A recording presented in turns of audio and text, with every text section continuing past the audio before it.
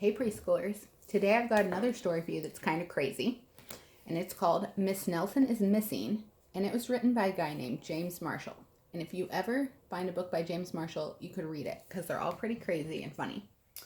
But you know what I thought, to make this even sillier maybe, instead of saying Miss Nelson is missing, we could say Miss Moffitt. So let's see how the story is if we say Miss Moffitt's missing. Oh no. The kids in room 207 were misbehaving again. Spitballs stuck to the ceiling. Paper planes whizzed through the air. They were the worst behaved class in the whole world. Ooh, this isn't good.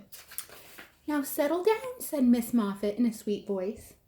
But the class would not settle down.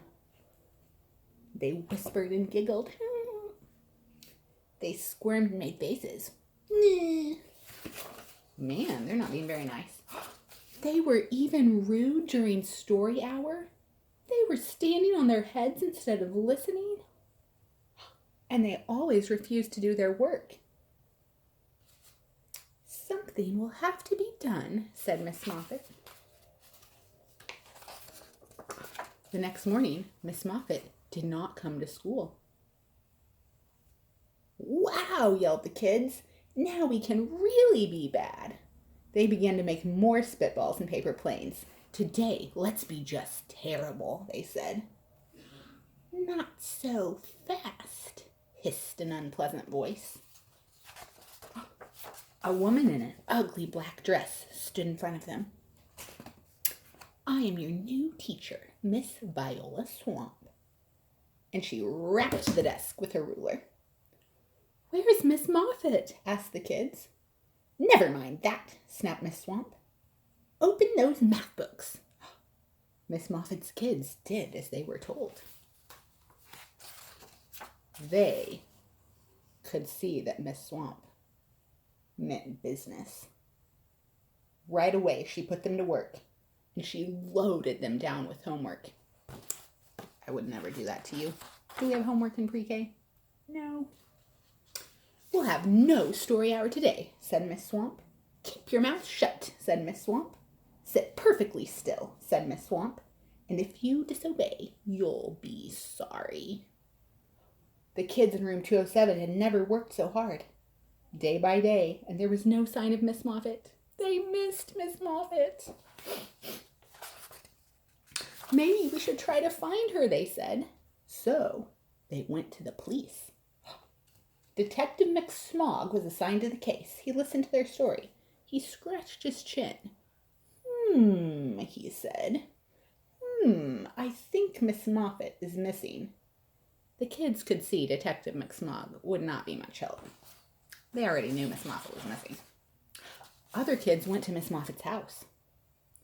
The shades were tightly drawn and no one answered the door. In fact, the only person they did see was the wicked Miss Viola Swamp coming up the street.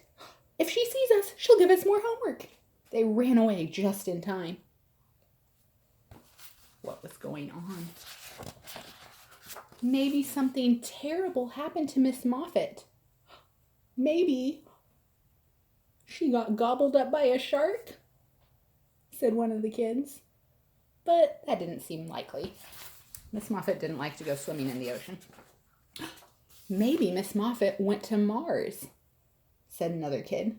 But that didn't seem likely either. Miss Moffitt doesn't have a rocket ship. I know, exclaimed one know-it-all. Maybe Miss Moffitt's car was carried off by a swarm of angry butterflies.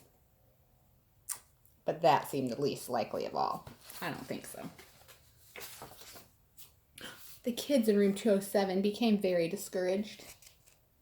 It seemed that Miss Moffitt was never coming back, and they would be stuck with Miss Viola Swamp forever. They heard footsteps in the hall. Here she comes, they whispered. Hello, children, someone said in a sweet voice. Was it Miss Swamp? No, it was Miss Moffitt.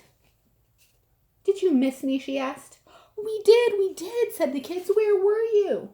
That's my little secret, said Miss Moffitt. How about story time? Yay, said all the kids. Miss Moffitt noticed that during story time, no one was rude or silly.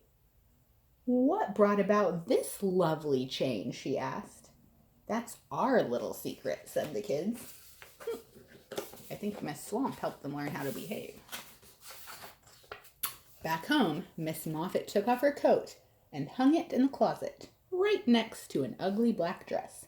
When it was time for bed, she sang a little song. "I'll never tell," she said to herself with a smile. P.S. Detective McSmog is working on a new case. He is now looking for Miss Viola Swamp. Pretty crazy. Their teacher was missing, and they had to learn how to behave, and then she came back. I wonder what you guys would do if I was missing from school. Would you be crazy and bad for another teacher? Or would you be great and well behaved? I hope you would be great and well behaved. But you never know. We'll have to see. Tomorrow, I'm going to tell you another silly teacher story, okay? It'll be pretty great.